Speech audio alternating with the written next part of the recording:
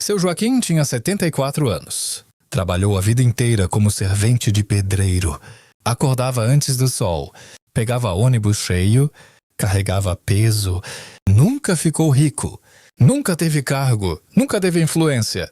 Quando se aposentou, ouviu que aquele dinheiro era um direito, algo garantido por lei, algo que ninguém poderia tirar. Ele acreditou. Todo mês o dinheiro caía. Pouco mais certo. O que seu Joaquim não sabia é que o dinheiro dele nunca foi só dele. Desde o começo, o benefício fazia parte de algo maior, um sistema onde cada aposentado era apenas um número previsível, um número controlável, um número que podia ser usado no centro da capital, em um prédio com ar-condicionado e carpete caro. Funcionava a Secretaria de Gestão Previdenciária. Lá trabalhava Dr. Álvaro, um político experiente. Não aparecia muito, não gritava em palanque. Era discreto, falava baixo. Sabia como as coisas funcionavam. Ele não roubava diretamente. Ele criava caminhos legais, caminhos assinados, caminhos aprovados em comissões. Toda mudança parecia técnica. Toda portaria tinha justificativa. Toda resolução vinha com palavras difíceis. Mas cada mudança tinha um efeito claro. Tirar pouco de muitos sem que ninguém percebesse. O plano nunca foi pegar tudo. Isso chamaria atenção. O plano era pegar centavos, depois reais, depois pequenos valores mensais, valores que um idoso dificilmente notaria de imediato. 20 reais, 30, 40 reais é pouco, diziam. Não faz diferença, diziam, mas multiplicado por milhões de aposentados, virava uma fortuna. Seu Joaquim não sabia disso. Para ele, o INSS era um prédio distante, um aplicativo confuso, uma fila que andava devagar. Ele não entendia termos como contribuição associativa, autorização tácita, convênio institucional, e ninguém explicava. Porque o sistema não foi feito para ser entendido, foi feito para funcionar sem perguntas. Em uma reunião fechada, Dr. Álvaro falava para seus aliados. Não usava a palavra idosos. Chamava de base previdenciária. Não falava em desconto. Chamava de otimização de recursos. Não falava em desvio. Chamava de realocação administrativa. Tudo era linguagem limpa, mas o efeito era sujo.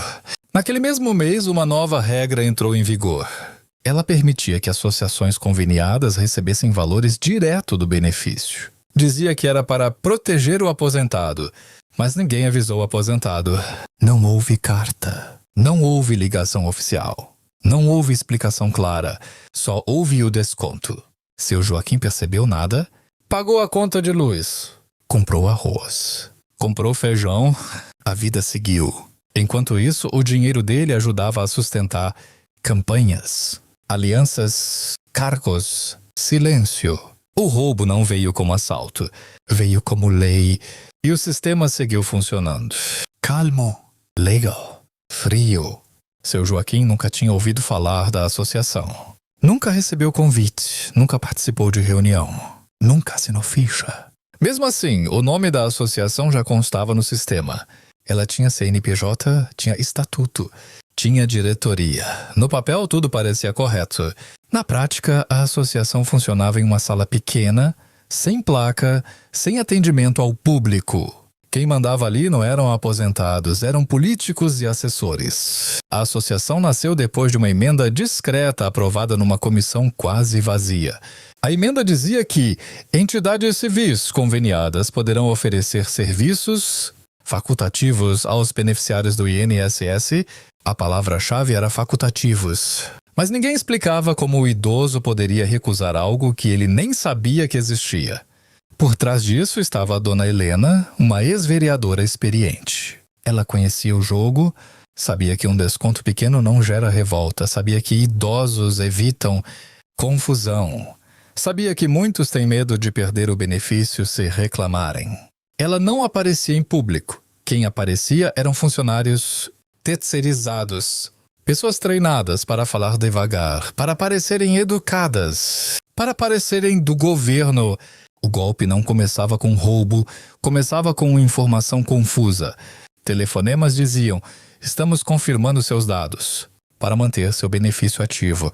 Cartas diziam: a atualização cadastral obrigatória. Nunca diziam: vamos descontar dinheiro.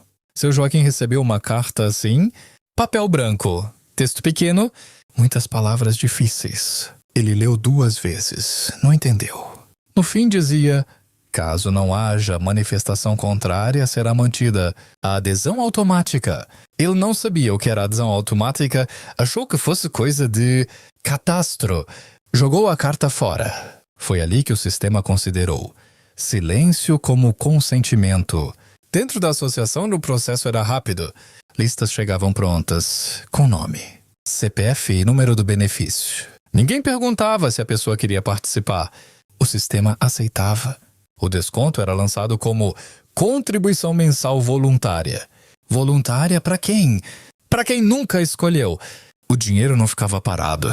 Uma parte ia para a associação, outra parte era repassada para empresas parceiras. Essas empresas prestavam serviços que ninguém via. Cursos inexistentes, assistência jurídica que nunca atendia, convênios médicos que não funcionavam. No papel, tudo justificava o desconto. O mais importante era manter o idoso confuso, não revoltado. Por isso o valor era baixo. Por isso o processo era lento. Por isso o cancelamento era difícil. Quem desistia rápido era tratado como exceção. Quem desistia tarde já tinha perdido muito. Seu Joaquim só percebeu o desconto no 3º mês. Achou que fosse erro do banco? Depois achou que fosse imposto. Novo, nunca pensou em golpe. Porque o golpe não parecia golpe, parecia burocracia. Enquanto isso, em Brasília, Dr. Álvaro sorria. Os números estavam bons. A arrecadação crescia sem protesto, sem manchete. O sistema funcionava porque era legal no papel, era obscuro na prática. E explorava o medo do idoso. O roubo não vinha com ameaça, vinha com carimbo. E quanto menos o aposentado entendia, mais seguro o esquema ficava.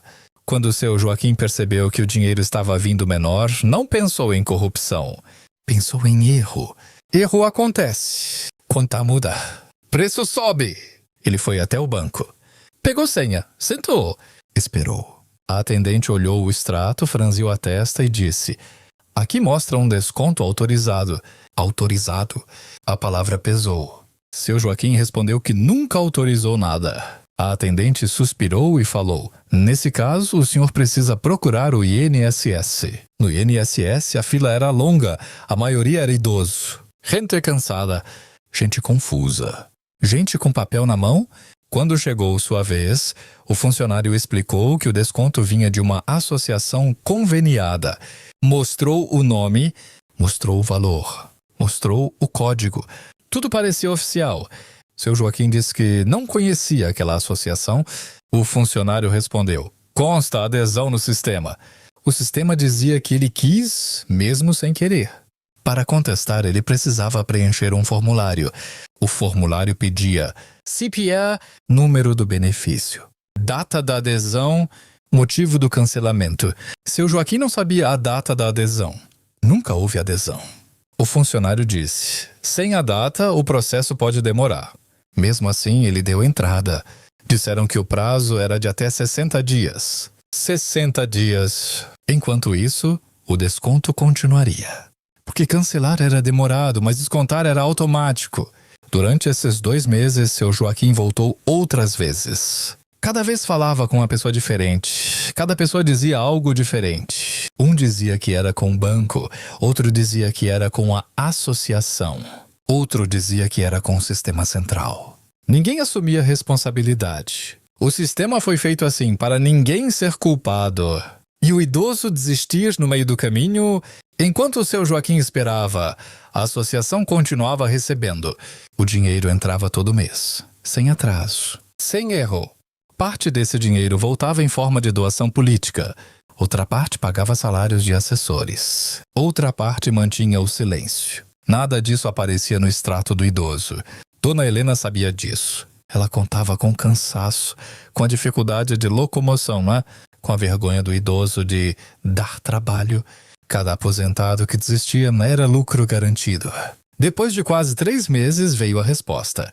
O desconto foi cancelado, sem pedido de desculpas, sem explicação. Sobre a devolução, disseram: será analisada. Analisada quando? Ninguém sabia dizer. Seu Joaquim fez as contas. Perdeu pouco por mês, mas por muitos meses. Dinheiro que fez falta, dinheiro que não voltou inteiro. Ele sentiu raiva, mas mais do que isso, sentiu impotência, porque ele percebeu algo importante. O sistema não foi feito para protegê-lo, foi feito para funcionar acima dele. Ele era apenas um número, um desconto, uma linha no sistema.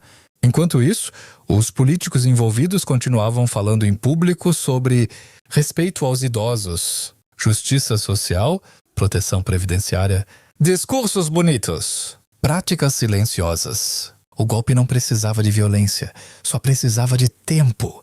E tempo é algo que muitos idosos não têm. Seu Joaquim achou que tudo terminava quando o desconto foi cancelado. Mas não, terminava. Porque aquele dinheiro nunca ficou parado. Depois que saía do benefício, ele passava por camadas. Camadas feitas para confundir. Camadas feitas para esconder. A associação recebia primeiro. Depois transferia para prestadores de serviço, empresas de consultoria, empresas de eventos, empresas de comunicação, todas com contrato, todas com nota fiscal. No papel era tudo legal. Essas empresas tinham algo em comum. Os donos eram ex-assessores, parentes distantes, amigos de campanha. Nada aparecia direto no nome do político. Era assim que funcionava. Quando chegava o ano eleitoral, o dinheiro reaparecia. Não como desconto do INSS, mas como material gráfico, aluguel de carro, produção de vídeos, doações espontâneas. O aposentado nunca saberia disso, mas o dinheiro que saiu da aposentadoria voltava como propaganda política. Dr. Álvaro sabia exatamente como fechar esse ciclo. Em reuniões privadas dizia: a base previdenciária é estável, não reclama, não vai pra rua. Ele sabia que idosos têm medo de perder o pouco que têm. Sabia que muitos não entendem como reclamar. Sabia que a burocracia joga contra eles. O sistema era perfeito para quem estava no topo. Dona Helena cuidava da blindagem. Quando alguém denunciava, ela dizia: é erro pontual, caso isolado. A falha técnica nunca era esquema, nunca era estrutura, sempre era exceção. Enquanto isso, novas regras eram criadas. Cada regra parecia pequena, mas juntas formavam um labirinto. Mais associações conveniadas, menos obrigação de aviso claro, cancelamento cada vez mais difícil.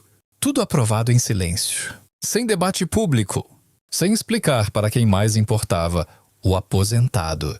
Seu Joaquim via televisão e reconhecia os rostos. Políticos sorrindo, falando de moral, falando de respeito. Ele não tinha provas, mas tinha certeza de uma coisa: o dinheiro dele ajudava a sustentar aquele sistema, mesmo sem pedir, mesmo sem autorizar. O esquema só funcionava porque era repetido. Milhares de Joaquins, milhões de pequenos descontos, cada um achando que era só com ele, cada um cansando sozinho. E assim o poder se mantinha. O roubo não deixava a marca visível, não deixava a arma, não deixava sangue. Deixava idosos contando moeda no fim do mês. Seu Joaquim nunca recuperou todo o dinheiro.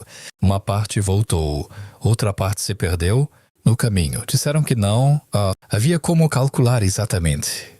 Disseram que o sistema não guardava certos registros. Disseram que era impossível responsabilizar alguém específico, sempre alguém. Nunca um nome.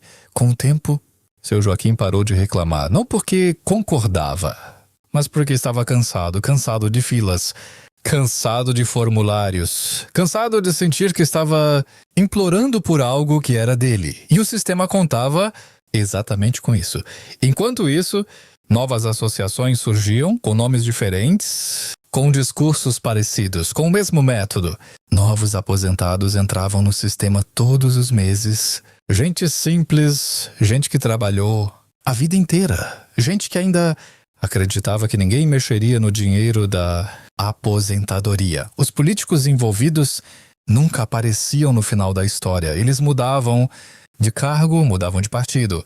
mudavam de discurso, mas o esquema continuava. Por que não? Dependia de uma pessoa. Dependia da estrutura. Uma estrutura onde o idoso não entende, o processo é lento, a culpa nunca é de ninguém. Seu Joaquim aprendeu da pior forma. Aprendeu que silêncio pode ser tratado como autorização, papel confuso. Protege quem escreveu, não quem assinou. Reclamar exige energia, que muitos idosos já não têm. Ele começou a avisar os vizinhos. Falava devagar. Explicava com calma. Dizia, olha seu extrato. Pergunta o que você não entende. Não confia em carta estranha. Era pouco, mas era o que dava para fazer. O sistema continuava funcionando, porque ele não precisa roubar tudo. Só precisa roubar um pouco de cada um. Porque quem perde pouco demora a reagir.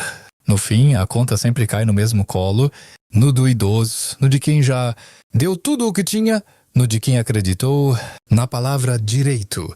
E é por isso que essa história não é só do seu Joaquim, ela é de milhões. Enquanto o sistema não mudar, ela vai continuar se repetindo, todo mês, em silêncio.